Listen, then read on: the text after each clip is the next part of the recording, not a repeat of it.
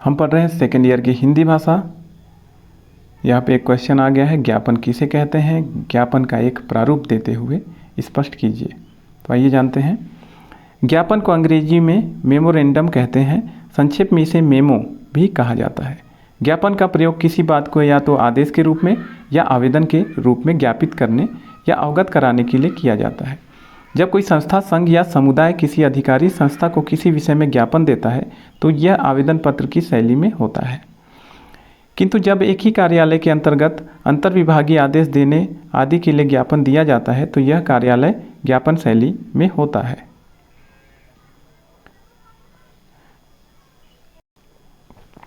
इस प्रकार अंतर्विभागीय आदेश देने, सूचना प्रसारित करने, कर्मचारी के लिए प्रार्थना पत्रों, याचिकाओं का उत्तर देने, उन्हें चेतावनी देने के लिए ज्ञापन का प्रयोग किया जाता है। ज्ञापन सरकारी पत्र व्यवहार का वह रूप है जिसके अंतर्गत सरकार के विभिन्न मंत्रालयों के मध्य संदेश संप्रेषित किया जाता है। ज्ञापन का प्रयोग सरकारी अधिकारी अपने समकक्ष अधिकारी या कर्मचारियों के लिए करते हैं।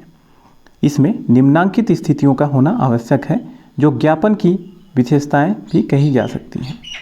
पहला, ये कर्मचारियों द्वारा प्राप्त प्रार्थनाओं, याचिकाओं अथवा नियुक्ति के लिए दिए गए आवेदनों के उत्तर देने के लिए किया जाता है।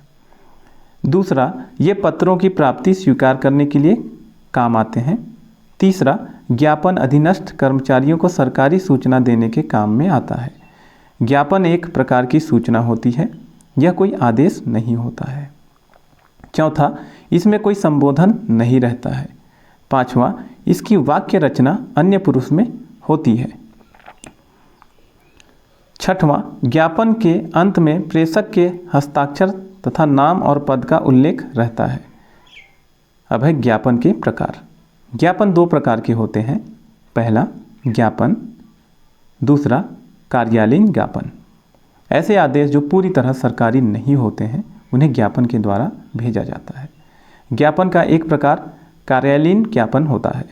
कार्यालयीन ज्ञापन का प्रयोग भारत सरकार के मंत्रालयों, राज्य सरकार के मंत्रालयों, सचिवालयीन विभाग के पारस्परिक पत्र व्यवहार के लिए तो होता ही है। साथ ही साथ इसका प्रयोग अधीनस्थ कार्यालयों तथा अधिकारियों के पास सामान्य अंतर्विभागीय पत्राचार के रूप में भी होने लगा है। कर्मचारियों की स्पष्टीकरण मांगने, उन्हें विभिन्न प्रकार की अनुमति देने, कार्यालयीन व्यवस्था से संबद्ध परिपत्र जारी करने के लिए भी कार्यालयीन ज्ञापन द्वारा पत्र व्यवहार किया जाने लगा है। ज्ञापन का एक उदाहरण नमूना,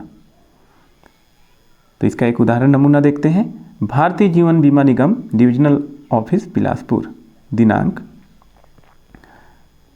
ज्ञापन, विषय डिविजनल ऑफिस में लिपिक के रूप में नियुक्ति, यानी डिविजनल ऑफिस में लिपिक की नियुक्ति। श्री प्रकाश चंद्र को उनके प्रार्थना पत्र क्रमांक 115 दिनांक 12/7/20 के संदर्भ में ऑफिस में लिपिक पद पर नियुक्ति पत्र निम्नांकित शर्तों पर दिया जाता है और इस पद पर वेतनमान 3,500 से 5,200 है। ब, यह पद 1 वर्ष के लिए होकर पूर्णतः अस्थायी है। स, नियुक्ति स्वीकार करने पर 1 सप्ताह में कार्यालय में उपस्थिति की सूचना भेजना अनिवार्य है। आवासा डिविजनल मैनेजर जीवन बीमा निगम डिविजनल ऑफिस बिलासपुर। प्रति श्री प्रकाश चंद्र शर्मा, मुख्य सड़क कोरबा छत्तीसगढ़। से हमने ज्ञापन का यह प्रश्न खत्म कर लिया। हमारा प्रश्न था ज्ञापन किसे कहते हैं और ज्ञापन का एक प्रारूप देते हुए स्पष्ट कीजिए। चलिए मिलते हैं सेकंड ईयर के अगले प्रश्न पर।